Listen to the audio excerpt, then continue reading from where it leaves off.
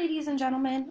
We left off on video number 3, discussing religion's impact on the cultural landscape. And the last thing that we discussed was sacred spaces right here. And the last thing that I talked about was Hinduism's sacred spaces. So for note-taking purposes, you should just pick up right where you left off on the same sheet of paper, and we're going to continue discussing sacred spaces. Okay, so let's talk about Christianity's sacred spaces. The first one is Bethlehem. This is where Jesus was born.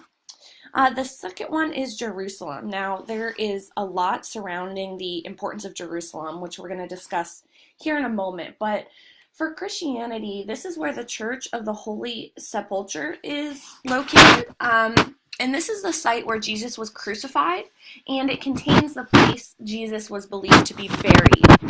So right here is the inside of that church, and this is what is known as kind of the tomb of Jesus. And here is a photograph of it from the outside. The third sacred space in Christianity is St. Peter's Basilica in Vatican City.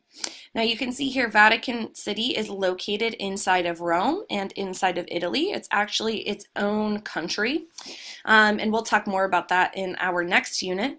And here you can see the breakdown of Vatican City. And I know that this is small, but you can see St. Peter's Basilica right here.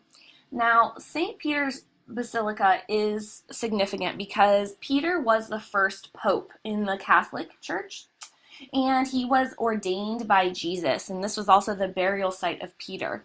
So this is why St. Peter's Basilica holds this importance, and the Pope also resides in Vatican City, Rome. So that's another reason why it would be sacred and why people would go on pilgrimages there. Who are Christians. And so this is St. Peter's Basilica from the outside, and here it is on the inside. Okay, so I just want to focus on Jerusalem for a moment because it is actually a sacred site for Jews, Christians, and Muslims. So we're still talking about sacred sites, but I'm going to discuss all three of these together. So we just talked about Christianity, and you can see in this aerial shot here, you can see all three of these significant sacred sites. And so this first one is the Church of the Holy Sepulchre. Remember, this is where Jesus was crucified and buried. However, in Judaism, right here is the Wailing Wall, and this is significant because it was from here that God gathered the dust used to create the first human, according to Judaism. And so Abraham's life was kind of lived out in Jerusalem, as well as the first Jewish temples were built in Jerusalem. And so the Wailing Wall here, or sometimes called the Western Wall, is seen as this reflection of Abraham and the first people, as well as the first Jews. And here you can see the Wailing Wall as well, a little bit more up close. People come and visit it from all over the world and pray in front of it. Lastly, for Islam, the sacred site here is called the Dome of the Rock. This is where Muhammad was given instructions for prayer by Allah, or God, and so this is also another sacred space where we see pilgrimages happening for many Muslims. So it's really significant for you to know that Jerusalem is important for a lot of religions, specifically these Southwest Asian hearthed religions of Judaism, Christianity, and Islam. I've got it here on a map for you so you can see that. And you can also see that Jerusalem, since it's so important to a lot of different religions, it's divided into quarters. And so you can see here that there is a Christian quarter, a Muslim quarter, and a Jewish quarter, as well as an Armenian quarter. You don't need to know as much about that. But we see a lot of struggles for space in religion and conflict in religion because these sacred spaces are so close to one another. And so this results in a lot of conflict in Jerusalem. Okay, so we're moving on to talk about burial practices. Burial practices are very similar for Christianity, Islam, and Judaism. So cemeteries are found on the cultural landscape. That is the impact of these religions' burial practices. We see cemeteries and graveyards take up a considerable amount of space. In our cultural landscape where we find these religions. Think about how large cemeteries and graveyards are. And so I've got some examples here for you, and you can see that most cemeteries have headstones with religious markings on them. So these are all from Arlington National Cemetery. And you can see there are Muslims, Jews, and Christians buried there.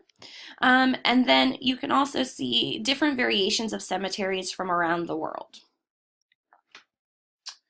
Okay, so burial practices in Hinduism are actually very particular.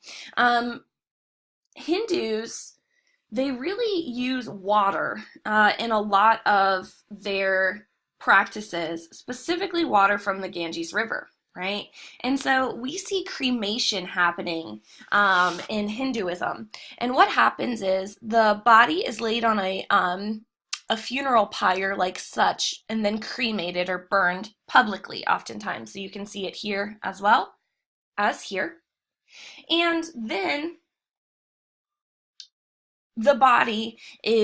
the ashes of the body are scattered in the Ganges River. Remember, the Ganges River is seen as the holiest place for Hindus. It springs from the hair of Shiva, and it's considered this final act of purification.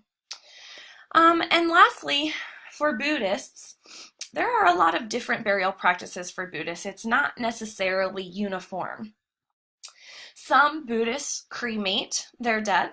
Others expose the body to be eaten by animals. You can see here. After exposure, sometimes then they'll cremate the remains and distribute the ashes throughout nature in water or place in a pagoda. However, that's not all Buddhists. Some Buddhists, as you can see here, are buried as well. So it's important for you to know that there's kind of no uniform burial practice for Buddhism. It depends on the individual. However, for Hinduism, you need to know cremation on a funeral pyre and then the ashes are scattered in the Ganges. And for Christianity, Islam, and Judaism, you need to know that they bury their dead in cemeteries and graveyards.